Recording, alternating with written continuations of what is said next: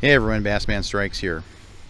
It's getting close to November and I thought I'd do a little fall update on my Slayer Max 12.5. So there was an issue with my hull, and this is actually a brand new hull. I did a warranty swap on it, and my dealer at Native really came through for me, so I really appreciate that. Just wanted to give a shout out to Native. So they did a great job. So it's exact same color, gator green. The color pattern's a little bit different on this one. The black is more back here, and on my old one it was up in the front here. So otherwise it's exactly the same. I just re-rigged it exactly the same. There's really no differences. The issue I had on the old hull was right here below the side carry handle on the steering side. It was getting all rippled. And I think it was because from day one, from the factory, there was like a dent right on this body line here, and it kept getting worse as it went out in the sun, and it eventually started to ripple. It was like a washboard effect. So I submitted a warranty claim with my dealer, and they came through for me. So I'll post a picture up in the corner here of what the old hull looked like, and this one's just a lot better. I think it was thin too. Like this one's a lot thicker here. So other than that, there's really no changes from my other video, except I did change the 360 light on this one. This one I moved it to the other side, and now it's going through the little rubber hatch. I actually like this better because I can move it now all the way to the front, and there's extra wire in here. So that's pretty good. Normally I keep it back here in the summer because the bugs get really bad. So yeah, if anyone's interested in how I did this 360 light base here, this gear track mount, this is all done with PVC, and it uses a round Atwood light base, and you basically just drill out the top of a PVC cap, and you screw it in, and you put another PVC cap on the bottom with a mighty bolt on the bottom, and then you put a cable gland there to run your wire through, and some split tubing cover, and voila, you got yourself a super nice 360 light.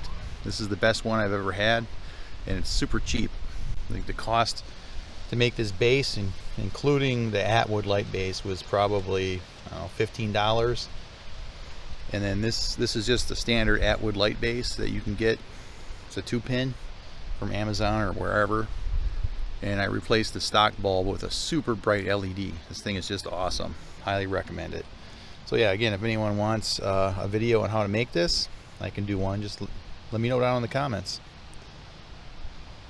So the other big thing for this whole season,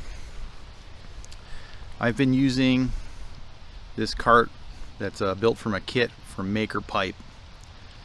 So it uses standard EMT conduit, and you buy their kit. I think it's, I don't know, $46 to $49. It might have went up a little bit with inflation, but anyway, you build a kit, you get the tires at Harbor Freight or wherever. These are 13-inch inflatables, and this thing is amazing.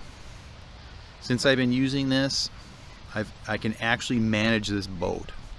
I can haul it a mile on a horse trail, no problem, or pop it in at a launch that's close to the truck.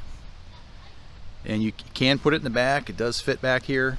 I usually don't though, because my truck is like pretty close to the launch usually, so I just bring it back.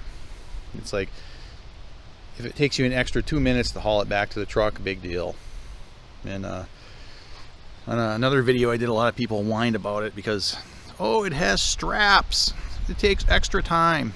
Not really. It literally takes an extra minute, and these straps are actually beneficial because you can use the front one or the back one, and you can adjust the position. So you can see right here I have this positioned under the seat. This gives you a perfect balance. You can either pull it from the front and you're not lifting and pulling at the same time, or you can push it from the back, which is usually how I do it. And it's super easy to do that. And this is the Maker kit, and I modified it slightly. Let's go take a look back here. So what I did, you can see there, I added 2 crossbars. So you have to get 4 extra pipe fittings, and then you make 2 crossbars going across, and you bolt 2 2-inch PVC bunks to it. And what that does, those ride in the 2 center channels, and this makes it self-center. It's super nice. So you can easily take this off of your truck or trailer or whatever. Even off the ground, it's easy. You pick it up and you just give it a little shimmy and it centers, strap it down, and you're good to go. And if you're on a really nice launch that's smooth, you really don't even have to strap it. The only thing is, if your kayak is brand new, the PVC is quite slippery, so you just got to watch that. But over time, as your hull gets scratches, you know, it's going to get scratches. It's not as slippery, and you probably could put some Flex Seal on the top of the PVC, which would make it not so slippery. But I just use the straps. I can prevent it from sliding forward or back just by pulling on one of the other straps. It's not a big deal at all. And this boat will never see landing gear. So I went through 2 sets of landing gear on this. I went through 2 sets on my old kayak. So I went through 2 sets of legs on the Native Sidekick, and you know, this Sidekick's a great product, but if you're going to go to any type of rustic launches, or anything where it's not perfectly smooth, they're going to break. I guarantee you they're going to break. So I went through 2 sets of legs on those. The roll pin's bent, and then I upgraded to a Boondocks Groovy, and that one is way superior to the Sidekick. And the reason is the inserts that go into the crossbar are welded onto the legs. There's no roll pins. But you do have to be careful because, again, if you're going over rough terrain or whatever, it can bend your gear track. And I did end up bending the gear track. And what I did is I had to straighten it out with a rubber mallet, and then I flipped it around. And the only reason I noticed it was bent is because I took the gear track out to clean it, because there was a ton of gravel in here from the Sidekick wheels dumping gravel in here, which that's another issue with these things, because the wheels sit like right here, right over the gear track. And what happens is when you pull it out and there's sand or gravel, it all dumps down in here. So I'm going to tell you right now, having a cart that fits the hull is the way to go.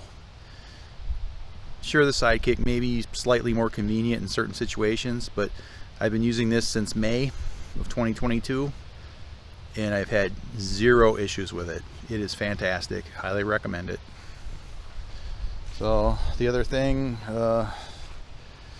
with this warranty hull, I did upgrade the steering to this Burley Pro. This is really nice. That's a recommended update. Other than that, everything's exactly the same. Let's go back and get a wider view here.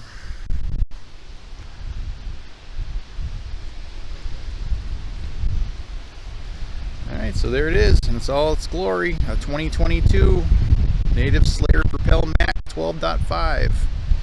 And one thing to keep in mind, the 2023 is pretty much identical to this, so you can use this as a guide, and my other video from my original haul. So let's just do a quick walk around.